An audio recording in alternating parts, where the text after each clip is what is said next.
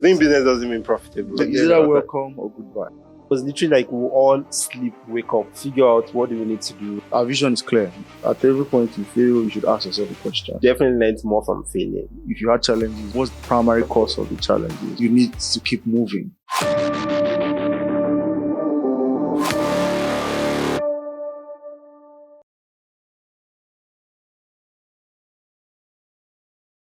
Welcome again to Mr. Dex Africa. We have the co-founders of THRIVE AGRIC and a billion dollar companies right on set today, Ayo Arikawe and Uka Eje. So I would like to start by asking how did both of you meet? You should see me. How do we meet? We met in university. We're in the same. The all we call it then. We're in the same all in under level, and then just connected. We're also I think in the same fellowship in school, all three universities. So yeah, we've known ourselves for what is now maybe 14 years. 14 years. 14 years. Yeah. Wow. Have you been doing business together for 14 years? Actually, yes. I think In the early part, we're not doing business, right? We're just friends until I think after school. After actually, school too. it started like 300. Remember the printing? Okay, yes. Yeah, it's like 2 years. 2 years. It's like 2 years. We're getting old. Anyway, so you started printing business. Do you have a name for it? Or you just wanted to make money? We're driven with passion, right? And so all the structures of business, we're not putting on any of all of these things together. CAC, all of that now.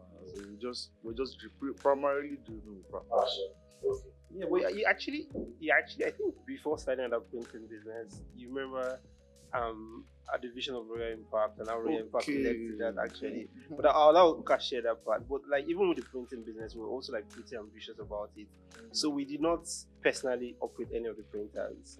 Yeah, we bought so there were 5 boys hostels, and we had 5 printers, and there was a person per hostel that was in charge of printing and remitting to us. So I want to find out, how did you why didn't the person just buy his own printer and operate?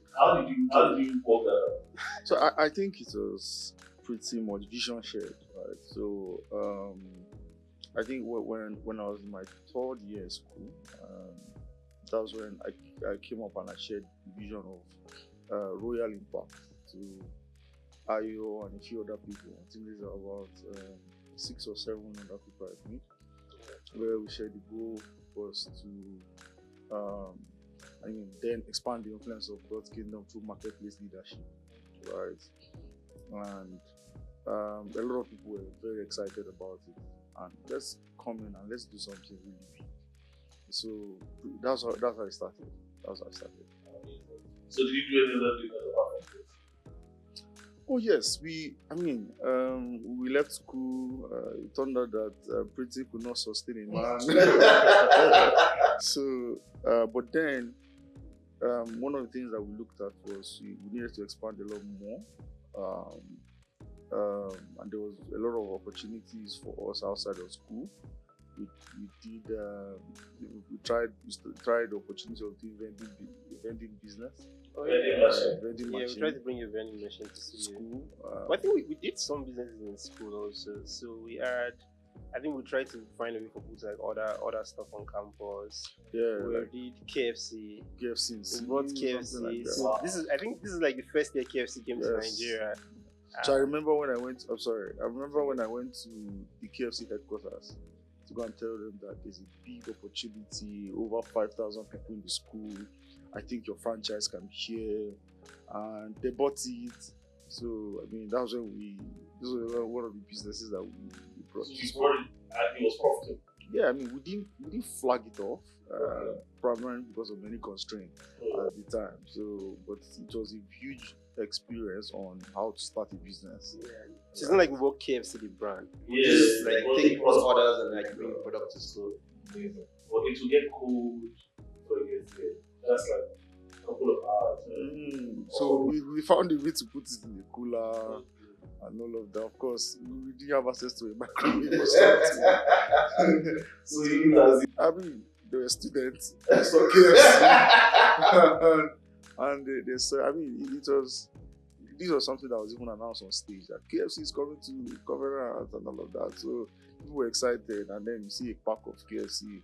And then, yeah, I mean, it was really a beautiful business experience. So did you stop before you graduated, or?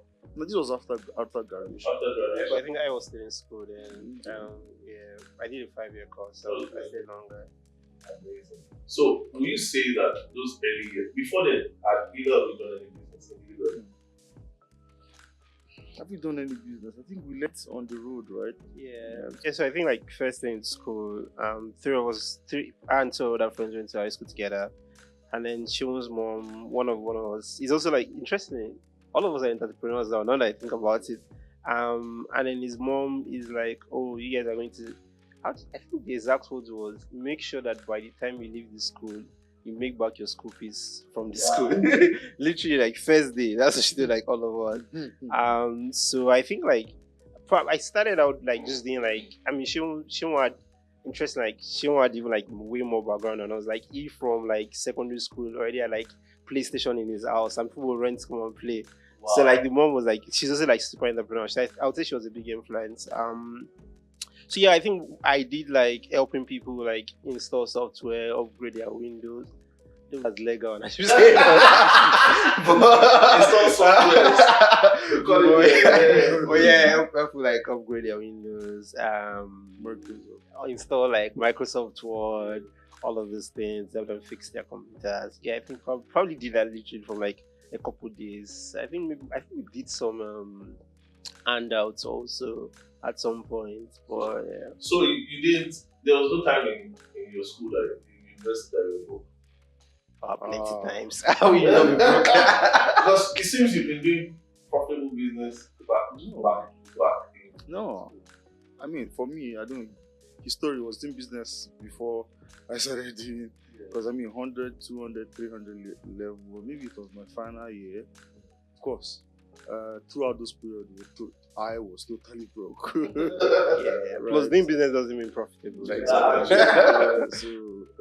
there was that part. There were a lot of trials even when we started doing a lot of things. We're trying to see that whether it will work. And what kept us going, of course, is the fact that a lot of passion, a lot of purpose was driving the work we're doing. So yeah, I mean, there were times where 5K was all we had for the entire month. I can still remember. And thank God for good parents who will just send you money at the end of the month to cater for while you are trying your business by the side. So yeah, so there was that part. So it was not all profitable business. Okay, so you came together to do business after you graduated. Yeah. So after you graduated, what was the first set of businesses you did after graduation? Did you do it together? Did you do it separately? I mean, it was together, right? We wanted to try our hands on quite a number of things. There was a food e-commerce point. Before Junior Food started, we wanted to move food to different parts in Lagos. You know, I mean, we worked hard presenting, doing all sorts of things, and then I know where the man's office is. But I want me to I can still remember it's in Maryland. It's a large tower. Probably the largest tower there. I'm not giving further description. I'll look for the largest tower. But I can still remember that office. Wow. And maybe when I tell you what he said, then you know why I still remember. Because we used to walk there. I think I was coming from Surulere. Yes. And then I can't remember. I come from Ikeja, right? Going to Maryland to tell the man that we built this fantastic proposal.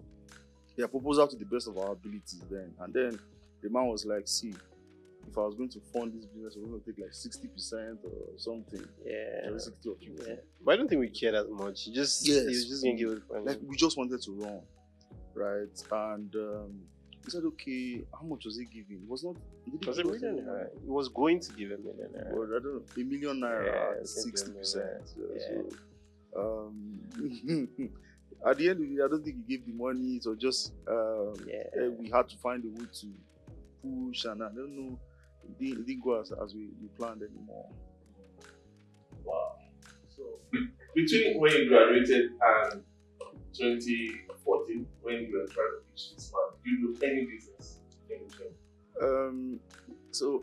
I think the period where we did was when that was before he went on NYC, and then we didn't do any business, right? I think we're still trying to build on this. There were a number of trial and error. There were a number of things we wanted to do to pretty much kickstart our dream, right? We tried a number of things that didn't work, a number of things that helped us that pretty much helped us to make ends meet at the point, right? So, and then we didn't have a white collar job, no 9 to 5, right? So we just believed that we needed to. Yeah, we just clarified that actually did not apply intentionally because we knew we wanted to build like this. So I think we definitely then began to invest in what a poultry farm. And that's 2015. Yeah, it's 2015. Yeah. 2015. You had a poultry farm. We had a poultry farm. Where? It was in Uka's house. So I think in 2014, after quite a number of trials, I went back to Benue State, right? So that was the point of my life. I think for health reasons, I went back to Benue State, and I was there for quite some time. I think about 3 years.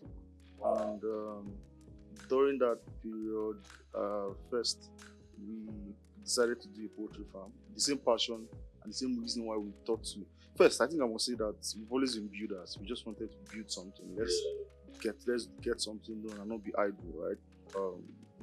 There was a section of my dad's house that we built a poultry farm of 50 to 100 beds.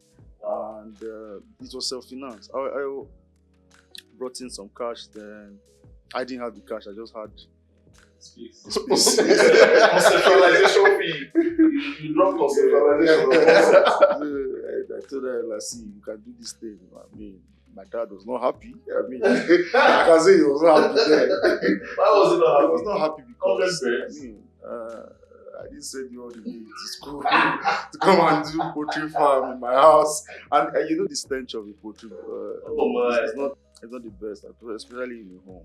And then my excuse then was I can't just be left at home and not do anything, right? So I found a way to convince him, and then we kept building from 100 to 300 beds. So at the point, it looked like this thing is working.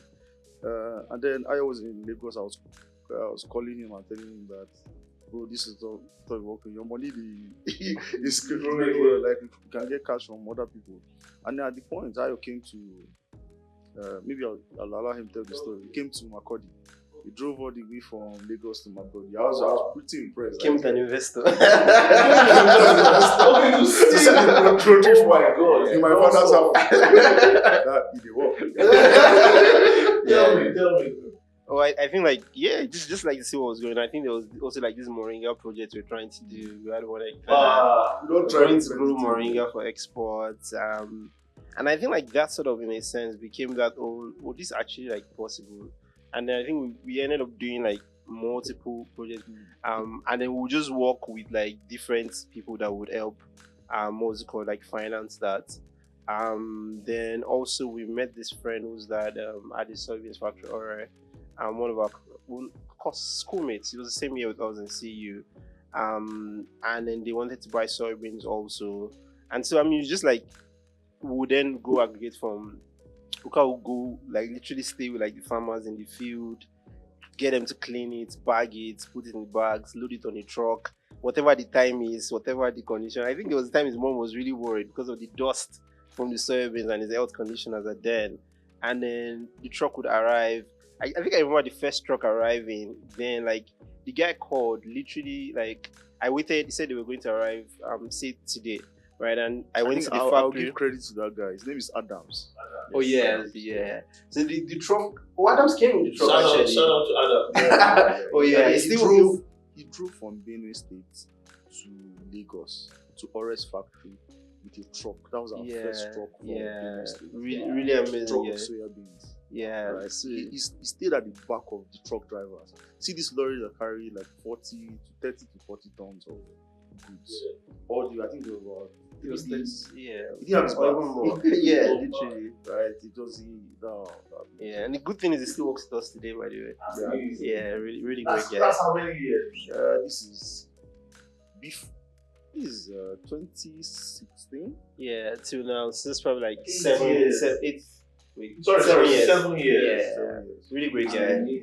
And so the guy, with trucking, like you never really anticipate. So they call like, oh, they would arrive today. I was in the factory till like 7. It didn't come. They were close to Lagos, and I was like, oh, I'm going to head out. Since the factory was going to close, and come back early next morning. And then they literally called at like past 1 a.m. That we're in the factory now. This truck to offload the goods right now. Otherwise, we're going to drop, just literally open the truck and dump the goods on the floor.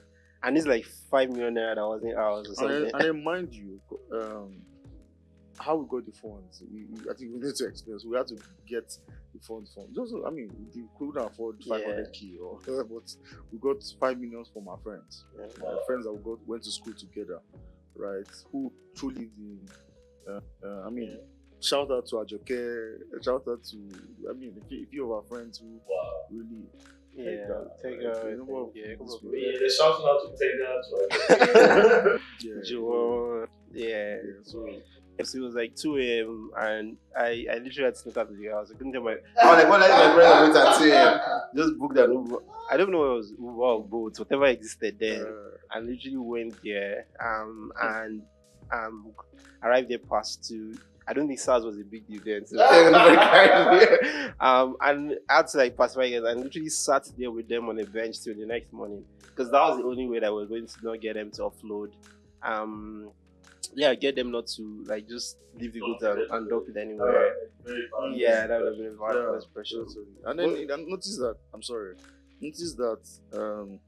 we need to make sure that we deliver to Ore at the time, because he had to believe in us, because at that time selling goods to a processor was pretty difficult. So it was faith that he had in us that we're going to deliver, and we had to make sure that the goods got to him. The goods got to him in safe conditions so that we can be repeated customers. So and did he repeat? Yeah, of course. Was that what started THRIVE AGRIC? Yeah. So, when we noticed that, we were able to figure out there was one failure we had, that one incident where the truck was diverted. I think you remember that story. There's definitely significant losses where trucks get missing. We're still trying to learn the ropes of how do we spot, how do we identify the movement of truck, understand logistics from the point where goods is being put in the truck to when it's delivered. At that point. So there was the police station. The truckload of just disappears. Things that happen. Just so I understand. So and then the reason why that was a difficult moment was we were just starting. Allow us. Let's go. We're just starting, and I'm emphasizing that because it's some of the things you face when doing business in Africa. Right? Sometimes the odds can be literally against you. So, how do you bounce back from that shock? Because I know that the margins is not like 50% margin. Yeah. Right? To best of my knowledge. But how do you bounce back? Because if you're supplying to a processing plant, it's a lot that has gone into it. You've got other people's money. How do you bounce back? I think that truckload. I think I would say it's a truckload of courage. Because I think Ayo went to, they took you somewhere because of the, you followed the person. So the good thing was, so the finance, we went to go and we arrested people. People got it was just a mess. But the good thing is like we've always been like um very transparent people about like every transaction. From the learnings of that at the core of it was really for us. We need to find like a more structured way. So we're not just going to be traders. We wanted to build something that wanted to build a legacy.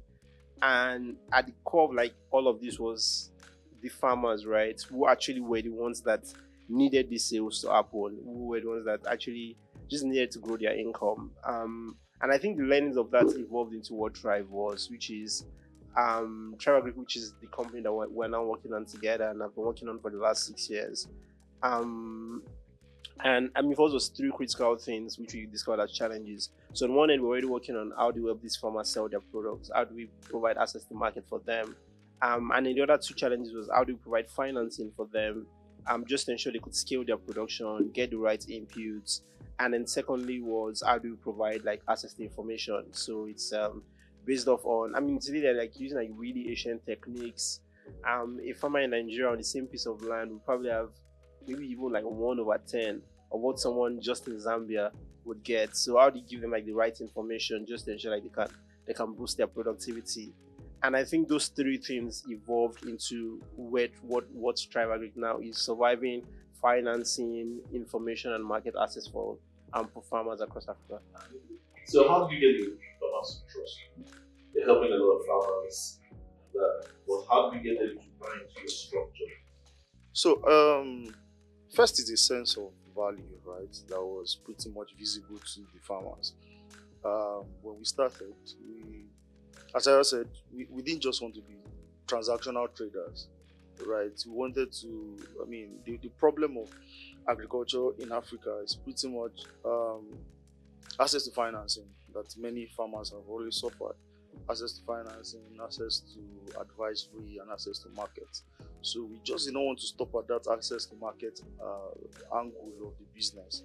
So we wanted to address some of the core reasons why agriculture was failing, which first was the access to finance. And many farmers also had issues moving from just a ton, the regular Nigerian farmer was just making 1 ton. So at the point where we're working with farmers and telling them, see, we could move you from a ton was 10 bags, right, to about 4 bags, to in many cases 6 tons, which was 60 bags, right? So they were excited. I mean, and the reason why they were excited, that's more prosperity for them, right? So the message of trust is easy. It's easier preached when people can see value, right? So and then marketing was easy. A lot of farmers would tell their other family members that, see, I'm doing a lot more, and in many cases, right, they usually make a farmer a chief because he's doing a lot more. Right. So, and again, I usually say every time that farmers are business people, right? So, and they understand value when they see it. So, we position ourselves as a brand that gives value to the farmers, and that's what our focus has always been. And we have over 2,000 people who are working in the field, right? Who the farmers can see, right? So we're not just far away giving some promises. Right, so I think just if I may add to that, it's also like just as I said, in addition to values, like that community effect. So these 2,000 people are like young people who are also like children of these farmers. So we're not hiring people from Lagos and say, oh, go stay in Kaduna. So these are actually beyond helping the farmers, you're employing. Oh yes. So these were actually people community recruited from those communities, right? Very, very emotional. Yeah. So I mean, if a farmer, a lead farmer, we call them lead farmers, sees that my relative works with this organization and will not cheat me, right? So why not? Why will I not trust the business? And also, when they know that at the end of the day, my relative is even advising me, right? And then that relative is someone who pretty much has been equipped with a mobile phone, I mean, they're doing well. They have a bike to move around and give them advisory. So people that could speak their language, right? So we're not just, as I just mentioned, we're not just moving people from far to just talk to them. So there are people that could relate with. So that was one of the things that we're using to drive trust at that point, and we were able to scale from multiple communities. So we're in 26 states right now, and the same. So we're able to replicate the same message from community A, when we just had one community in Benue State, to Kaduna and multiple other states that we currently are located at the moment. You mentioned something about the more the farmers they can even become, you can get like a chieftaincy title, right? So I want you to tell me a story of one or two farmers that you met at maybe half a ton or 1 ton, and whose life has changed. I'm sure you have more. The one you think about and you say it was all worth it, like it was worth it. I'd like to tell who was it. Okay, I think since I said it. Yeah. So I remember in 2021 was when I traveled to one of the times I traveled to the field. I think this was Jigawa or so, and there's a word they call it Serkin Noma or something like that. So Serkin means a chief, and many times they call people that primarily because of how successful they are on the field, in the farm. If a farmer does, if in the community people do as much as 10 bags in a hectare, and over time you're doing like 40 bags and you're growing and doing 50, I mean, there's an accolade given to you. That means you're a rich man. It's just like someone in a neighborhood, right? Someone is driving a G-Wagon. However you respect that man. You call him Ebon, you call him all the names you want to call him, right? So it's more like a natural respect given to someone who is prosperous, and they want to learn from that person. And that has been some of the models. The model that we've used to identify who is a lead farmer, who is an opinion leader, right? And it was your platform that got it primarily. So we've been able to do that via our platform. And a lot of people also want to drive a G-Wagon. In this case, right? A lot of people also want to have, 50 bags, 60 bags. So again, it's easy to trust a platform that is obviously helping people, right? Helping them make money. And also, so that has been what we've been doing. That's beautiful. So 2017, I know that you've gone through a lot of trainings, Alibaba, School of Business, Y Combinator. So run me through that journey. Who came about the ideas of you need to have a professional training? Who brought up the idea? And how did you go about it? Just run us through it. Maybe these trainings were linked for. I feel like we're looking for money. To be fair, but yeah, definitely I got. I think our first investor was like Ventures Platform. Like really great guys. They invested in us in 2017. And I think along with that, then came in like we had like so many great guys came to talk. Shola Pista, EO of Flotter with, I think it was EO Vandela now of First Check Africa. Just like really amazing guys. We probably had like 3 to 4 people come in per week, and now all of them are doing like really great stuffs. And this is like very early days. And I think like just learning what came out of that of Ventures Platform.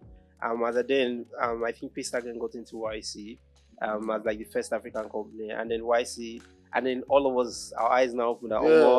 So anybody can, if one person has done, so like that thing. And I guess like it also just speaks like the importance of what you are doing with this podcast, right? Like the more people see like what's possible in like the African business space, then the more other young people can aspire to be that. And so he was like, "Oh, no, we'll definitely do YC." I think we probably applied we probably applied like 6 times. Like every batch, they be like these guys, and then like somehow with that batch by like someone you see us with any. And as you come in, there a lot of no, and so nice message, but no. You apologize that, but you're not fit for us. Oh, yeah. Tell me about when you did yes. Were you even expecting it? Actually, maybe I'll start with the Yes for Ventures platform. Oh yeah. So when we got into Ventures platform, I remember I told you I was in Makurdi with my mom. I told my mom that, Mommy, I'm not going to. This is the last night I'm going to be in your house. Guess what? We just got $20,000. We knelt down and started crying and praying. And we're so excited. And she didn't believe me that this was going to be the last time I was going to stay in her house. When Ayo just called me, guess what? That they've what's it called? Oh, called yeah, us in. And that was venture. We're so excited. Ayo came from Abuja, from Lagos. I came from Abuja. And then from Benue State to Abuja. No. Okay, down to Abuja. Then for the Y Combinator, I can't remember where. Yeah, I'm interested. I'm still trying to remember where we were when we got that email. We're probably in our office then. So we had like this office in, I think in Maitama. Yeah, it was a 3-bedroom in Abuja. And then so when you call Maitama, you think, oh, big boys, but no. So that was small 3-bedroom and an interesting landlady. I know. Okay. Yeah, so that's 3 rooms. That's 3 rooms. So you enter into the office, right? And then, but inside the office, there's this cupboard that is just. We designed the cupboard for storage things. That's like this kind of cupboard. Yeah. Right? So but behind that cupboard was a door that led to the room where we all slept. So you come as a visitor in the morning, you're like, oh, nice. You have to use so that nobody will see. Nobody will see. I think that we're coming from. But if you come at 8 p.m., they tell us convert it to a house because we come out just blind. Yeah, so I think we were probably in our office then, but it was interesting. So we didn't get the years as at then. So as at then, this like pre-COVID, before YC says the years, they actually fly you out to the US for an actual physical interview. And then I think we got an interview. So we're excited just about the mere fact about getting we're going to San Francisco. After 6 tries. Yeah. And then I mean it was also really short, but like God was great. We got the visas, like pretty straightforward.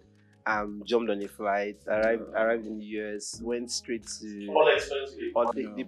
They paid it. They definitely paid it. And then went to the so-called Silicon Valley. And it says there's literally like, so this is why I see it. Like these are real people. Like I remember seeing Sam Altman come out of an Uber, like Sam Altman of ChatGPT and all of that. And then just like all these guys are just like literally like seeing billionaires. And, yeah, like, so shots. I think it just showed us. I think it just like I think at that time it just showed us possibilities. Right? And I think that was my biggest takeaway from the experience. Y Combinator. I mean, just let us see regular guys who believed something could happen, right? In Y Combinator, I mean, we ourselves also can do the same or even more. Yeah, so that was definitely the biggest impact of YC.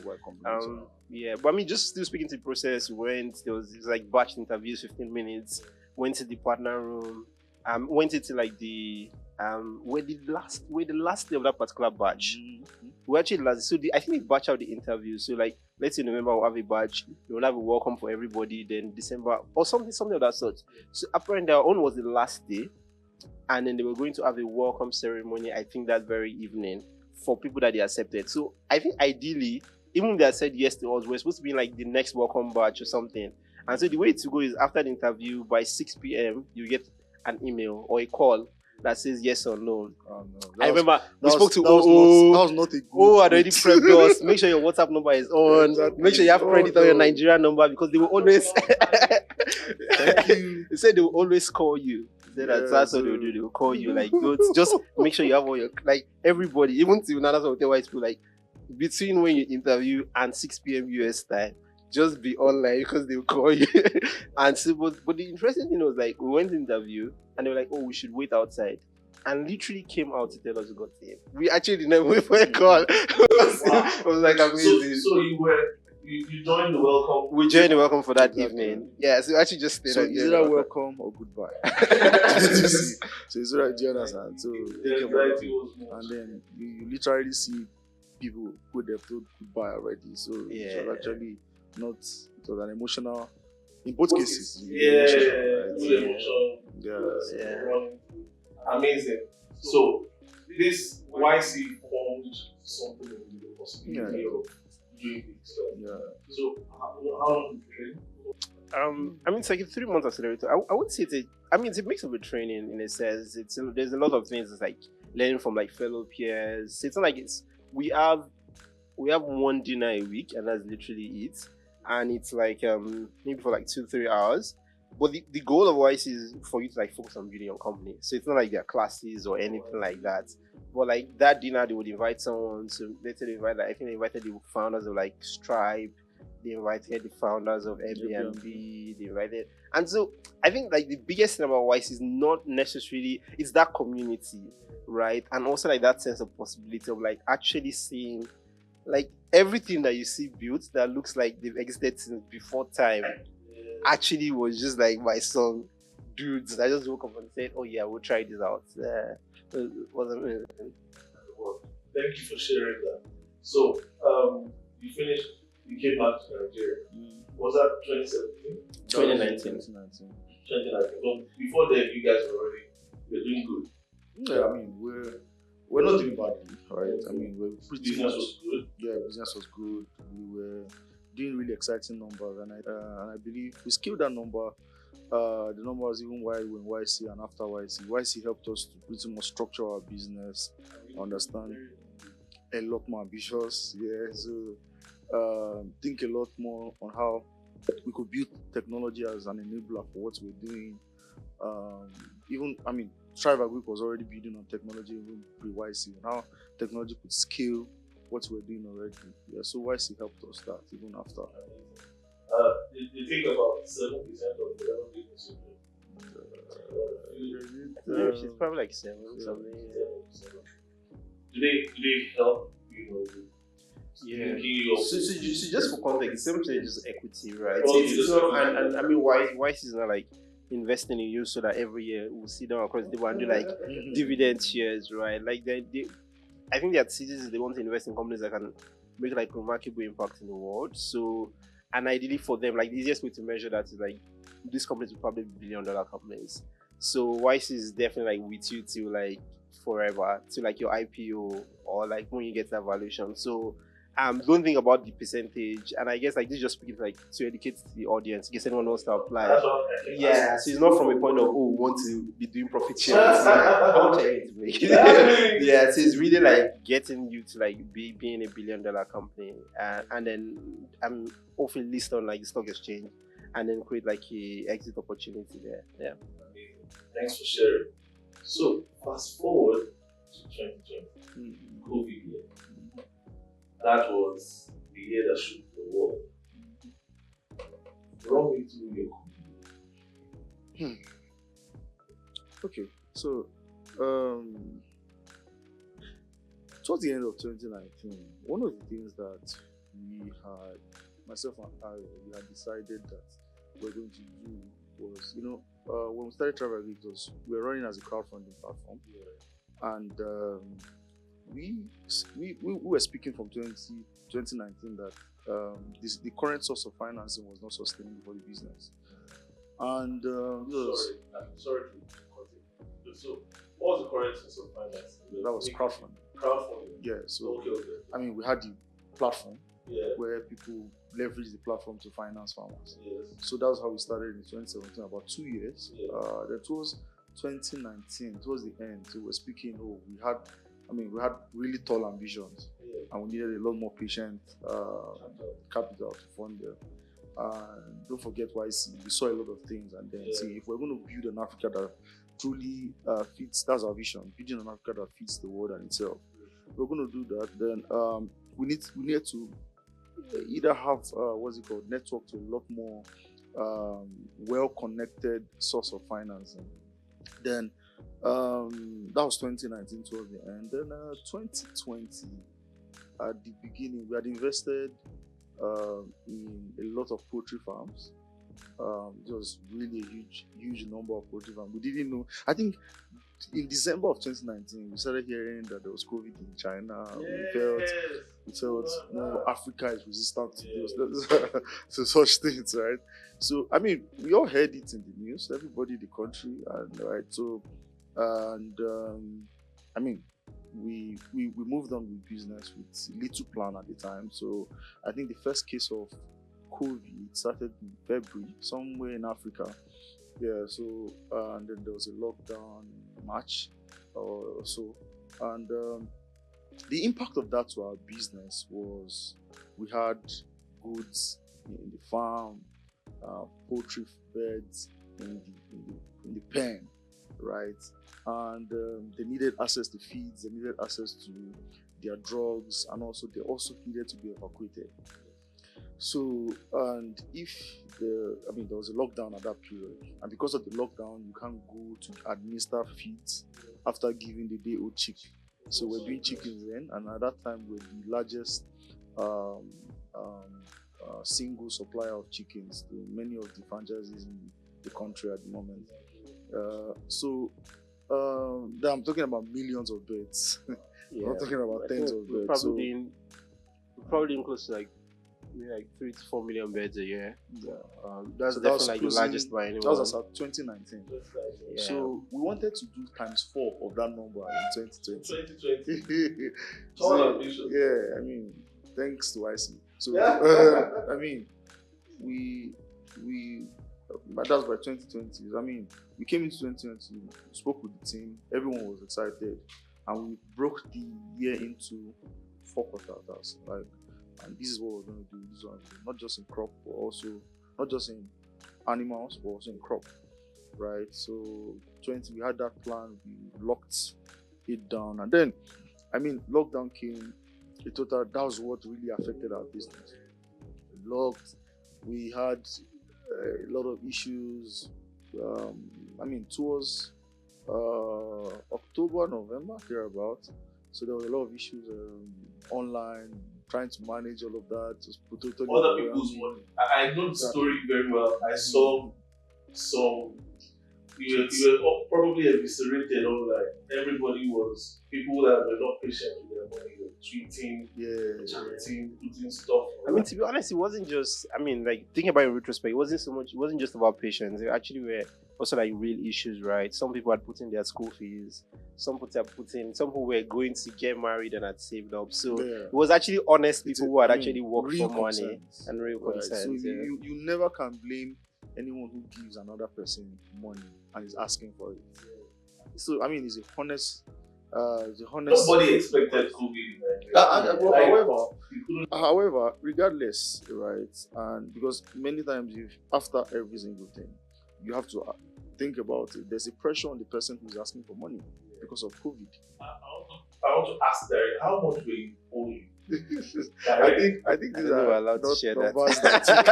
Okay. But I think the interesting thing was it's actually a lot more exaggerated than people think. It wasn't Okay. Yeah, so it was a lot for us as a business. At that stage of our growth, that was a super significant amount, right? And it was a lot for an entire year. Think about it. It was more than what we had done last year. And then because we wanted to do 4x. Yeah, so think about it. But the good thing also, so just interrupt you, is like, so what we had done was between January and April, once the lockdown happened, once we could already see the signs of COVID, we could already see the effects in terms of like our optical repayments. We paused in April. And so what happened was, by the time the by the time the issues came up online, by the time we actually called ourselves out and all of that, in I think September, October, it wasn't then significant. So I think the difference was we sort of saw it coming, paused in April, and the idea was like we'll be able to like recover that funding before they are due to pay out in September. So that really like helped us in a sense to ensure that we were not just sort of like using, because the other thing to have done would have been to like keep the platform open and then like use people's money to pay other people. But we're like, no, like let's actually just like stop the old year and then now try to figure out like how to navigate that. That's very honest to say, to put it down. Because the easiest way would have been, Honestly, in a few months we know that they can't shut it down for people will still come out and so the easiest way would have said, let's keep it open. We'll turn over, we'll make it work. Right? Yeah. But you shut down the inflow. So that other people, as I'm sure if other businesses did that, they'll not call them out. There are other crowdsourcing platforms that they call that. I won't mention them. And they kept taking money until it became like a legal case. You get what I'm saying? So I think that why did you decide to shut down? Sorry, I just want to know, the mind behind it. I think it was like, at the end of the day, right, at the core, what we were doing at Thrive was really about like the smallholder farmers and helping the smallholder farmers figure out like how to increase their productivity, right? So any money we raised had to go to that challenge. And so our farmers had challenges selling their beds. There was lots of beds dying. We had local governments complaining about pollution. Farmers need to raise their stuff. And so it was like, if we're going to raise about this over, it's a lot of beds. Yeah. They're digging a hole, putting it. So you can imagine a lot of. So if we had to, anything we wanted to do, had to, in a sense, of like primary focus on the farmers. So if we're just going to keep raising money just to keep people happy and create like a false sense of things were good, then it was only coming to bite us and eventually going to bite our farmers. And so we're just like, let's pause this. Let's actually address the issue at hand. Let's focus on collections, focus on like recovery, and then eventually we can then figure out, pay out people before they're due. But yeah, I think sadly that still didn't work out. A lot of our long-term partners who had worked with us for years also like were at a place where they couldn't even just pay us back themselves. Had to start structuring our payment plans. And so, when it was September, it was clear that it's very unlikely we're going to make payments happen for like the next 4 to 5 months. Wow. So, but you paid back that same year? Yeah, so not the same year. So there are quite a number of incidences that was already, even in the public that happened. There was the incidence of me stepping down. That was sometime in September, October. Primarily, the reason was just to manage a lot of things, right? So, it was actually a very strong move to ensure that we give confidence to a lot of people, to the people we were responsible for, that we're not running away. But there were a lot of tweets around. See, he went to build houses in Banana Island. I personally know that he don't go to build houses. so there were a lot of false tweets, and then not to blame the people writing all of that. It's primarily because of the urgency and the need for funds at the time. So I stepped down sometime in September, October, and then we all had to now start thinking, how are we going to ensure that we restore the confidence of the people who we had collecting cash from, and to prove to everyone that the business was a going concern, and extended the time to pay. A lot of people were not excited, but then we told them that, see, the best we could offer is to extend, and we'll pay you at so time. So we created the payment schedule for everyone and told them that so point. As people were seeing that they were on the schedule, and other people saw that. I think the initial schedule we even thought it was like 2 years. Yeah, so we had to. So I will build out the good thing we also did a platform to create visibility, so you can log in, see where you are on the queue, see where, just sort of like created those transparency.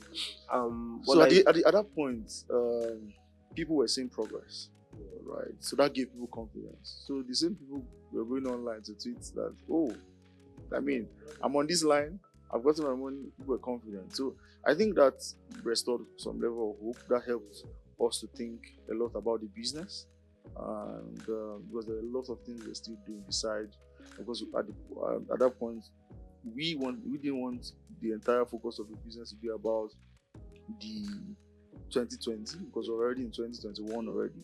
So 2021 we had the key focus of, let's nail the fundamentals. We had the places where we had gaps. So we did a very strong hire in our team, and I think that's very important for the listeners. If you had challenges, what are the what was the primary cause of the challenges? So we strengthened our risk team, strengthened our finance team, we strengthened technology, strengthened quite a number of areas of our businesses that we had to pay particular attention to. So that was strengthening the team, and also at that point it was already very, very clear that crowdfunding was not the direction if we're going to move. Yeah, but just before you continue that, so we did pay everyone out, I think by January, February. March. We did stay to March. Yeah. So it was like September to like February, March, basically. That period would have been very long in your mind. I remember that March because it was before my birthday. So, oh yeah. So I think that was 2 weeks in. First 2 weeks in. Personal question: were you able to sleep well? No, of course no.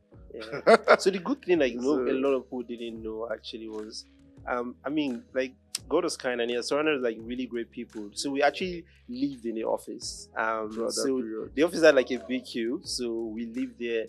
And not just us, like a lot of people actually came in and lived in the office together with us. And so it was literally like we all sleep, wake up, figure out what do we need to do, how do we need to crack this, what's wrong, what's right. And yeah, and the entire team just stayed true to that. Every single person. I remember I was trending one time that THRIVE AGRIC has paid off all the debt or something. It was in Twitter or something. Yeah. He didn't trend that well. Honestly, he didn't trend as much as when we were not paying. But yeah, bad news sells faster. He didn't trend as much as when we were. I mean, I think even after then, some people were still asking, have you paid everything? Have you? People still are you still doing crowdfunding? I mean, so. They still wanted to put their money in. Yes, actually. I mean, at that point, the interesting thing was, I mean, and obviously this is like a few people. I'm sure most people actually needed their money. Yeah. But then like you have people that literally. So what happened was we now had to like as part of our communications effort, just trying to understand what's happening. Like people actually, I think it was like this group of investors that came together, and then actually were trying to get their money back, and they were getting their money, and on the same group were transferring the money as a group to literally another investment platform. So people were just like, so I mean, some people were, it was just interesting, but also till now actually, people reach out to us, they want to invest, they want to get to the crowdfunding. Yeah, it's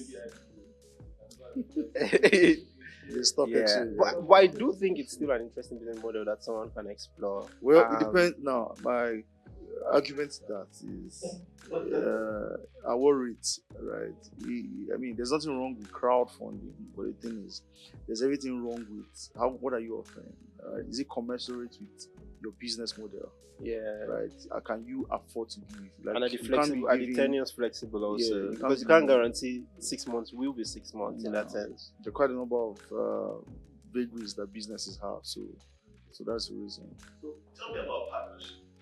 Have you guys had, heated conversations over business? Have you had, times when you disagreed or something? Tell me about that conflict resolution and conflict in partnership. Why am I asking this? Because some people find it very difficult. In Africa, there is I, my, a lot. Few times I'll say few times you see people who will say, okay, we are in this. And I think that has really worked for you. So, have you had conflict and how did you resolve it? Or is it just happy-go-lucky, rosy, smiling, sunshine, I think that's a good question. So, yes, definitely. We have a very great relationship working together. Aside the fact that Ayo is my business partner, I'm his business partner, we're friends.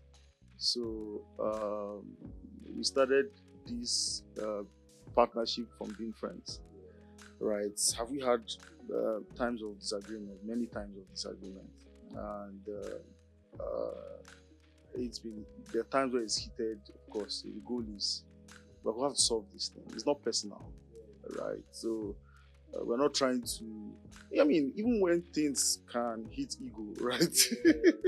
So, and of course, I tend to be the person who is calmer than I am. And so there are times where, I mean, again, as I said, many arguments, I mean, they are not personal. They're just primarily for the business. We're thinking about this, and we're thinking about the health of the business. We're thinking about the direction that we should take. And as I said, the great thing is that we're Christians, right? We cannot have feud that we will not resolve, right? And we will not allow the meekness, right, guide us, and the Holy Spirit guide us. So, and I think that's one of the things that guide however we decide, whatever we do, and whatever direction that we think that is best fit for the business. So there are many times also we say, see, let's pray about this thing. Let's do this about this. We pray together about stuff. And there's stuff where business gets really tough. We talk about it. And we're vulnerable about it to ourselves. Right? So, and I think that in doing business, that is my best decision, right? I don't think I'll do business with someone that is like me. I don't think so. So I think I'm saying it in open camera with him beside me. So I think he's yeah. So I think it's also like it's just like the unity of like what you want to do. And I think like really important at the onset of like starting out something and getting it together with who to join on board is like what exactly is the focus for both of you, right? And what are you trying to build? And I think that as long as, in a sense, while there's like nobody should have selfish interest, is one part that helps, and the focus is the business. But there's also like both of you having the same selfish interest of I want like this business to actually work, and it just sort of like helps you consistently like align in that sense. Amazing. Thank you very much for sharing. We're almost getting to the end of this session. I have a question. This is not for person. Well, it's for all consumption, right? So I have a question. How did starting early in school, how did you think it impacted your success in business? Just touch on it a bit. I mean, I think it's definitely like you have the opportunity to fail plenty times, and so it's not like I'll say we definitely more from failing and just like trying different things. Oh, this will work, this will not work. This is what to do. So this is not what to do. So I'd say like that's definitely that definitely like impacted. Although I do have like a second school of thought. I think like you actually can still like go up the career ladder and still learn similar lessons. So I'm not I don't think everyone has to have that same journey of like starting from scratch, starting like fresh out of school. Like I mean, if you have the opportunity to get experience somewhere else, before like jumping into like this start of work, like that's all perfect. There are different parts for different people. But I think like more important is like in every part, every step, at every phase, just being able to take what we're learning, right? Especially from like failures, like what could have I done? What could I have done better in this place? Do you want to answer that? Okay, I think that starting very early, added to what I was saying, pretty much every experience of failure should be able to strengthen failure or success, should be able to, one way or the other, strengthen the reason why you started in the first place. Because at every point you fail, you should ask yourself a question. This is why I started this thing I'm doing. And you need to keep moving, right? And in the midst of how horrible failure can be, which we definitely faced, that there are quite a number of stories of failures that we've had in the past. I think we have a really, really backpack of failures, not to put things mildly, right? So, but starting early has, for me, helped me to always remember that, see, I'm doing this for this reason, and because of that reason, the reason is not watery. Because if it were watery, then I mean, I don't think I'll be in front of you talking right now. So I mean, every day when I'm sleeping, I always try reminding myself, this is why I'm starting this thing, and this is why I have to make sure that this thing succeeds. So this is so, so powerful, because once you have the why, Totally. I want to ask a question. Have there been times when Africa, right? As somebody said, being born in Africa is double whammy. Like the odds are stacked with strong foundation. It takes you being extra tenacious, extra dogged, diligent for you to break through. So, are there times, or were there times where you wanted to throw in the towel? I mean, to give an all motivational kind of response to that, I can't remember, honestly, the time. Even in 2020, correct? I don't think we wanted to stop. If we wanted to stop, and I'll tell you the truth, if we wanted to stop, we would have easily tweeted and said, we are leaving this business. I mean, that would have been, I think we've spoken about it before.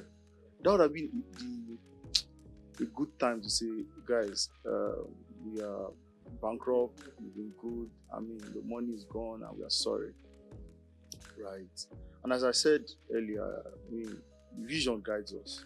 The reason why we started, I mean, has always, and we've always believed that this is it. And not to discount the challenges of Africa. I mean, to be honest, Africa is a tough place to do business. Yeah. Really, really tough place to do business. Fundraising is, I mean, we spoke about YC. There are people who at idea stage, they got $1 million, $2 million. We were not idea stage. We didn't get $1 million, $2 million, right? So, and many times policies and regulations might not favor the kind of business you're doing, and it's discouraging, right? I mean, we faced all of that. Fundraising, we've not, I mean, primarily, one of the things that people see, we've not raised equity, right? And right, we've been moving regardless, and then it takes a lot of grit. So staying gritty in the midst of a rather unfavorable climate, it's just like a Kenyan racer running up a hill and he keeps running regardless. So I mean, just to be clear about it, I think that's how it has been for us, right? I mean, and that's not because we see ourselves as superstars, right? But primarily because of how important we believe that what we are building is the problems that we keep reminding ourselves about the problems that rural farmers face. It's an African problem, it's Pan-African, and then if we're going to solve this problem, which we believe we would, it's going to take a huge a number of investment, time. We're going to deprive ourselves of a lot of things. It's going to come with strokes, right? And many of the challenges we've faced are one of it. Many we never envisioned, but these are some of the things that we had to face along the road while building. So, thank you for sharing that. I know that you're expanding to other African countries. You're in Ghana, so I'm going to tie it into your challenges. You're in Ghana, Kenya, you're going into some other African countries, right? So, how has that been? There are people who have been doing business in Nigeria or in their home country for a while, and they just think it's uphill, like it's difficult to enter. How's that been? Why did you choose to do that, right? Is it just the burden to, this has worked in Nigeria, let's go help more farmers in other different countries. You tie it into your mission, right? Well, why did you think of that, and how did you go about that? What were the steps you took to going to other African countries? Okay. So first, it was driven by our vision, right? Our vision is clear. We want to build an Africa that feeds the world and itself. We want to build an Africa that feeds the world and itself. Yeah. So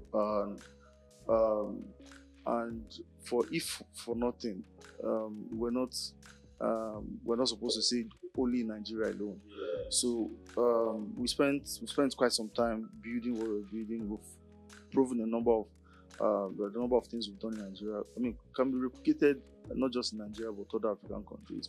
Now, and then clearly, other African countries have their unique challenges, regulatory and other policy differences and challenges in many other African countries. And then it takes a lot of understanding. We spend some time doing a lot of research, trying to understand how the government policies work in different. It was like 2 years, right?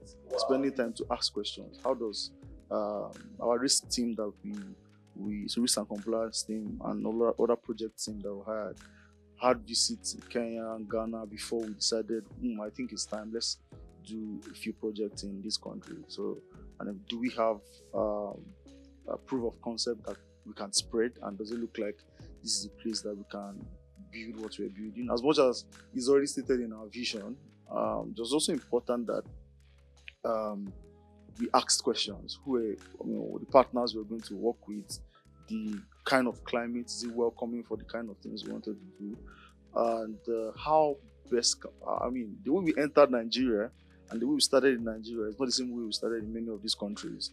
So in some of these countries, engulfing it with fintech was pretty easy. In other countries, it was not that easy. So you notice that you need to learn how the plug and play in many of the African countries would look like. And I think that that's something that every entrepreneur should learn, especially with expansion, right? Expansion should not just happen without proper, informed and intelligent decision, which should be backed by data, right? So, those are some of the things that we did to expand in the current countries that we are in now. Amazing. So, I heard you talk somewhere, you're going to about 206 countries, yeah.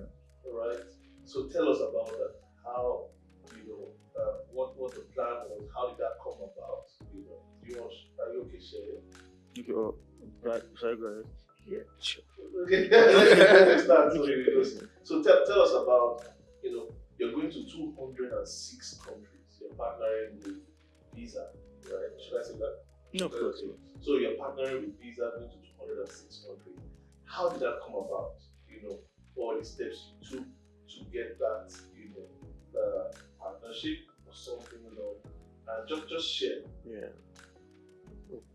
So I think last year we sort of there was this Visa Everywhere initiative which we then partnered on. Yeah. And so I think we saw it and we applied, and I think we won for Central Europe, Middle East and Africa, and then we were invited to the global stage in Qatar, and then also ended up winning the world finals on that also. How many people applied? It's in thousands. I don't know the number, but definitely a lot of people.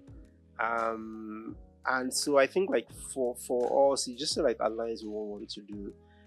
So at the end of the day, what we want to do fundamentally, when we say actually what we genuinely was solving a real problem, which is hunger in its essence, right? And we don't want to we want to contribute to the world's food. So we want to get to a stage where I think in Nigeria today we say our farmers grow about 8% of the maize consumed in Nigeria. Wow.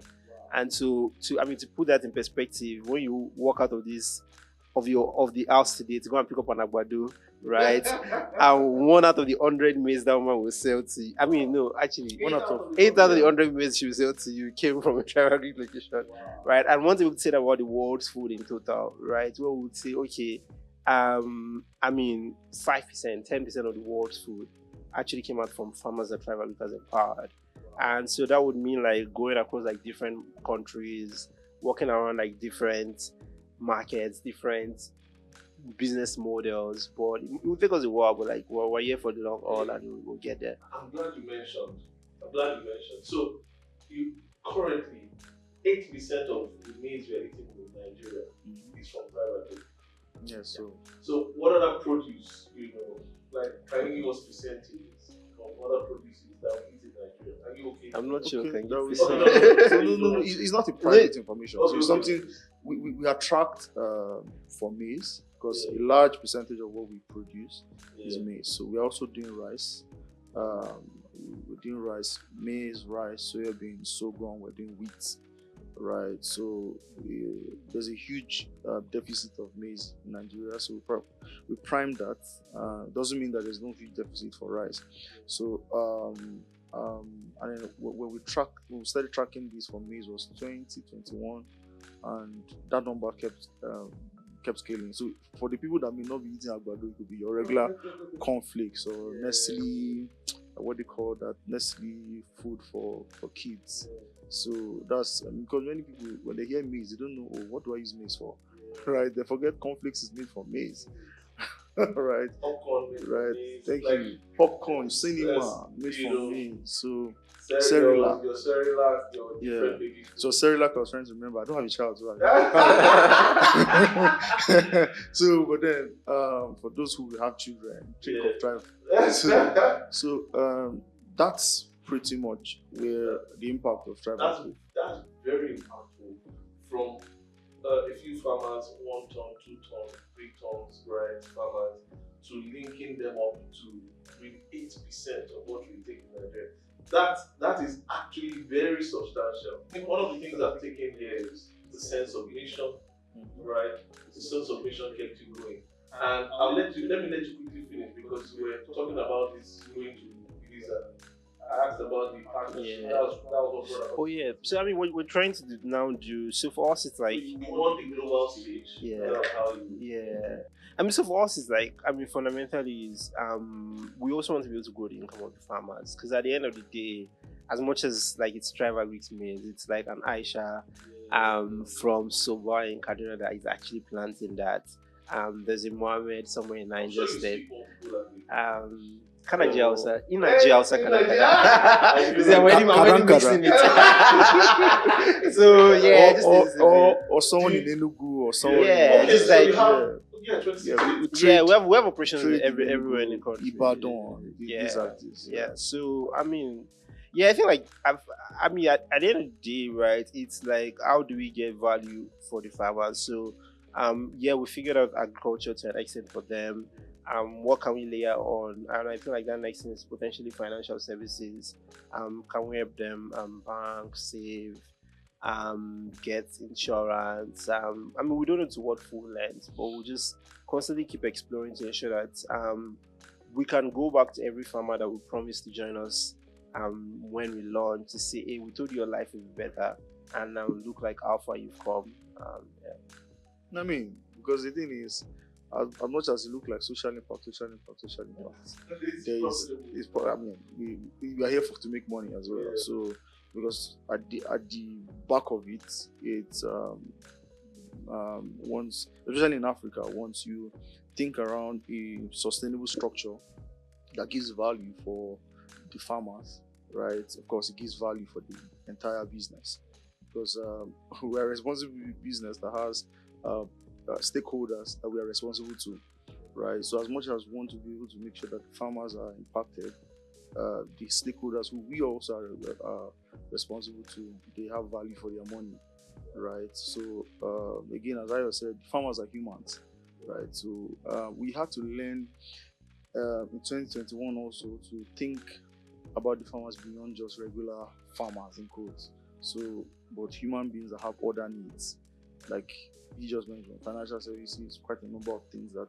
they will want to grow, needs for multiple other things, and so and then we're trying to build that quickly. That's beautiful. So you're going to be partnering with Visa to do the financial services for the farmers. Yes, so we're going to want to roll out the pilot to them sometime this year to get like farmers like accounts, cards, scaled up initially in Nigeria, and just like see where that goes in like other markets. Amazing. What's your target amount of farmers? What's that figure? Don't think too much. Like, what's that figure that's based on your phone now? Oh, you already know. What's the target amount of farmers? Say 1 year, 2 years, 3 years. By in 3 years, we should have like 20 million farmers on our platform. 20 million farmers in Africa. Yeah. That's almost all the farmers. Are there more? Nigeria has 500 million. Nigeria alone has 32 million. 43 million. There are 500 million farmers in Africa. In Africa. Yeah. How did you get that data? I mean, it's public. The World Bank supplies the data. FAO, Food Agriculture Organization, supplies the data. So these are open data. Amazing. 20 million farmers in 3 years. And you have, give or take, 1 million right now. By the end of this year, you have 1 million. So those are tall ambitions, right? You want to 20x the amount of farmers you're helping. That's a lot of capital where you're going to, put in. But great stuff you're doing, and thank you very much. Today I had the honor of interviewing the co-founders of THRIVE AGRIC. So they're on their way to $1 billion in net worth, and they're helping millions of farmers. Right now, the ballpark $1 million by the time you see this by the end of the year, and we're inching towards $1 million, and they have a goal to help 20 million African farmers. Those are tall dreams, and they're very close to it. And I hope you watch this. This is not an episode you watch once. You watch, rewatch, and learn, glean a lot of lessons from their principles that they've shared and their stories. And I hope that you become better for it. And see you in the next episode of Mr. James Africa CEO Unscripted. Bye.